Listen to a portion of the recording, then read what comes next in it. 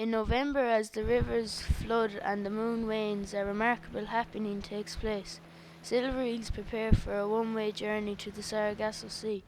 Seamus describes this journey in a poem called The Return. In ponds, drains, dead canals, she turns her head back, older now, following whim deliberately, till she's at sea in grass, and damned if she'll stop. So it's new trenches, sunk pipes, swamps, running streams, the loch, the river. Her stomach shrunk, she exhilarates in mid-water. Its throbbing is speed through days and weeks.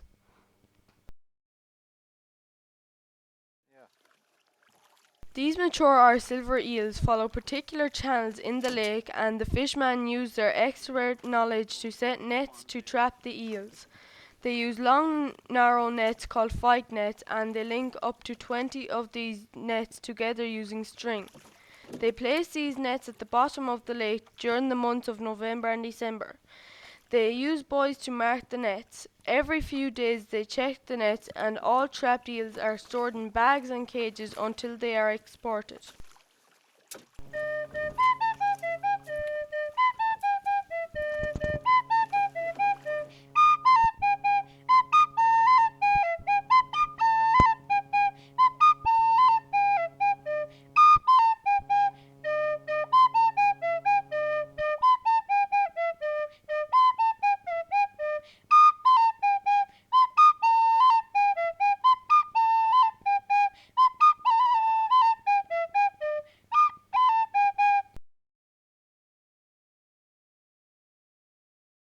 Another form of fishing takes place below the Salmon Weir Bridge using coghill nets.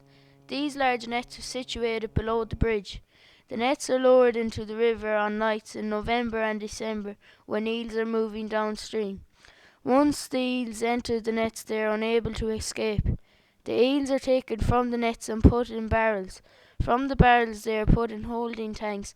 A lorry then takes the live catch to Amsterdam.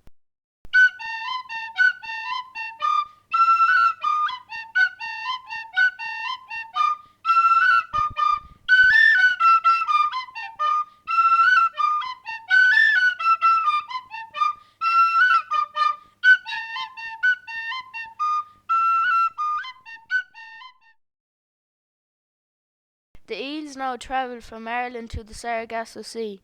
Nature has prepared these eels for their journey. Their stomachs and intestines have shrunk. However, they have acquired muscle and fat to provide energy for their long journey. Their heads have become streamlined and their eyes have got larger.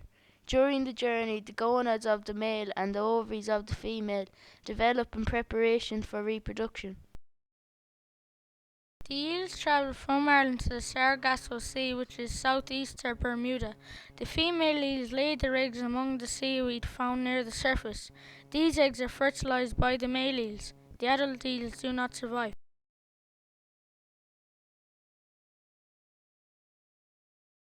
The eel larvae float back across the Atlantic, and by the time they reach Europe they have turned into glass eels. They are transparent but gradually develop a pigment. They face hazards of birds and fish as they make their way upstream. Again, Seamus describes the glass eel in his poem Beyond Sargasso. Against ebb, current, rock, rapids, a muscled ice-kill that melts itself longer and fatter, he buries his arrival beyond light and tidal water, investing silt and sand with the sleek root.